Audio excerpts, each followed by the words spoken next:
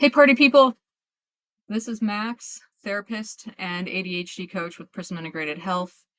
And we're going to talk skills today. If you're a professional with ADHD, I know you've tried every planner in the book, literally every book on the market. You have downloaded all of those productivity apps and that you'll never open again. So they're just wasting space on your phone.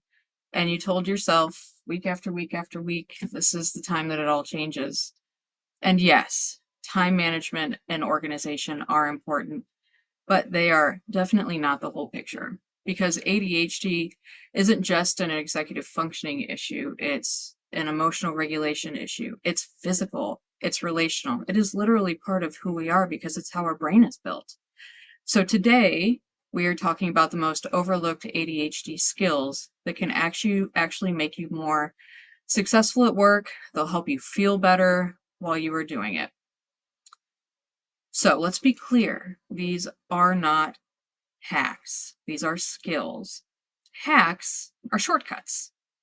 They get you from point A to point B, but they don't build anything. They're helpful, but they don't put you on the path toward long-term success. Hacks are additive to the foundational skills that I'm going to talk you through building. So we're going to dive in.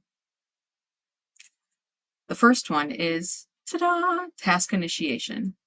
We talk so much about ADHD and the struggle to complete a task. But for ADHDers, the real hurdle is actually starting them. It is the motivation to get moving, especially sometimes those big ones because it's multi-step and it can feel too huge. Sometimes we avoid tasks because they matter too much. We have, uh, performance issues. We're afraid of failing. We're afraid of getting stuck. That's what we call demand avoidance. The trick to this is to start smaller. If something feels too big, probably is. And so break it down and break it down and break it down until it is small enough that you can get that win. Clear your desk. Do 5 jumping jacks. Often when we incorporate movement into task initiation, we are much more successful and we build that momentum. Building momentum, starting the teeny tiny task, that's how we build success. Point 2 is mindfulness. Now, I know I just said the appropriated buzzword that makes you think of people sitting peacefully with a rueful smile on their face whilst sitting in expensive yoga pants, likely on top of a rock at sunset. But hear me out, right? Here's the thing. Mindfulness is not sitting in silence on a cushion. It's not even really all that comfortable. Mindfulness also is not meditation. Mindfulness is about being present where you are and is about bringing your attention back when it wanders. So often the things that we do as ADHDers for mindfulness are often considered like not focusing. We doodle during meetings, but fine motor activities help keep us focused and in the moment. Or sometimes we need to look around a room and do an orienting activity. Sometimes we use fidgets. Those teeny little movements, those help us stay focused. It's not unfocus, it's not distraction, it's the landing pad. Point 3, flexible thinking. Rigid thinking is how we get to burnout. Flexible thinking helps us pivot, helps us brainstorm, it helps us adapt when situations change. If you can't figure something out, maybe you've been sitting too long. You need to move your body, literally change the view, walk around the room, get a drink of water, lay on the floor, stretch, do warrior pose, and then ask yourself, what are 3 other ways to solve this problem? Your brain will follow your body's lead. So move, move, move to create that mental flexibility. Point 4 is self-advocacy. Often we as ADHDers hesitate to ask for what we need. Why? Stigma. We don't want to be the burdensome one. And also, we often experience rejection sensitivity, which is exactly what it sounds like. It's the fear of being too much. But the thing is, like in the workplace, your needs are not a burden. They're your foundation for having the ability to get the stuff done. So say, I work best when, and open from there. It is communication. And communication is our biggest asset and not a weakness. Point 5, bing, emotional regulation. Feeling emotions intensely is real. It's something that we do often, and sometimes they come on hard and fast. And that doesn't always feel appropriate when the stakes are higher at work. So, when you're heightened, pause, take a beat, take one deep breath, walk away if you need to, because in that empty space you just created, that's the game changer. That allows you to self regulate. Because otherwise, we would have engaged in impulsivity, which is fueled by urgency and chaos. So there is extreme power in the breath and the pause. Strength 6, delegation.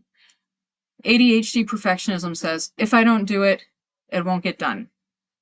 Or worse, if I give it to someone else, if I delegate it, it's not in my brain anymore. I can't see it. I will forget it.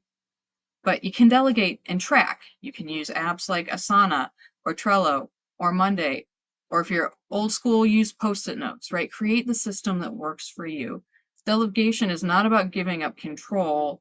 It is about freeing your brain to do what it does best, which is think creatively and strategically on a more macro level, so you are not having to manage all the fine details.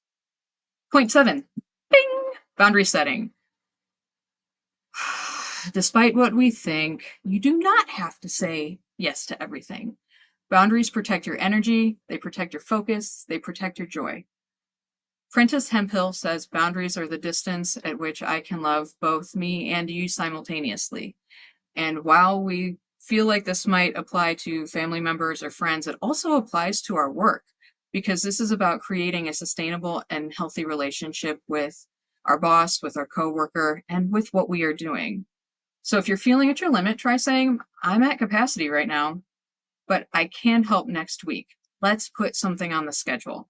It's respectful and also accountable because you're thinking forward and saying, let's do this. I'm not going to forget. Point 8, bing, reflection and analysis. ADHDers tend to skip the pause because reflection is how we learn. So at the end of your day, do a mini SWOT analysis and answer these 4 questions. What went well? What didn't go well? What would I change? And what am I looking forward to? Bonus points if you write it down, because that's how we remember. And then you can also track your SWOT analyses. Point 9, to do prioritizing rest. Rest isn't laziness. Rest is medicine. It's what we need. And ADHD brains are working overtime all the time to stay regulated. Often we are masking, doing the extra work to focus. So rest isn't optional, it's essential. We need to be scheduling breaks and taking them. We need to be building a sustainable bedtime routine that does not involve doom scrolling until midnight. Often, like, put your phone away an hour before bedtime, please, and get the analog clock. Take the walk, do all of these things. Your future self will thank you. And our last point, celebrate your progress. ADHDers move the goalposts because we're afraid that if we pause to celebrate, we will lose momentum. But the thing is, celebration helps build motivation. It keeps our self-esteem going, and it reminds us, oh yes, we are capable. So create a celebration journal, share a win with your team, or even your partner or a friend. When you share what you are good at and when you are successful, that reinforces it in your own internal working model. So those are our 10. And they're not just work skills, these are life skills, right? These are applicable across all of the areas of your life. And they help you not just survive, but thrive. So if you want to deep dive into any of these, please reach out. I'm available by email at my website. I do individual coaching groups. I'm even happy to just do a quick chat and help you problem solve, because it's important. And in the meantime, take care of your brain, take care of yourself. I'll see you next time.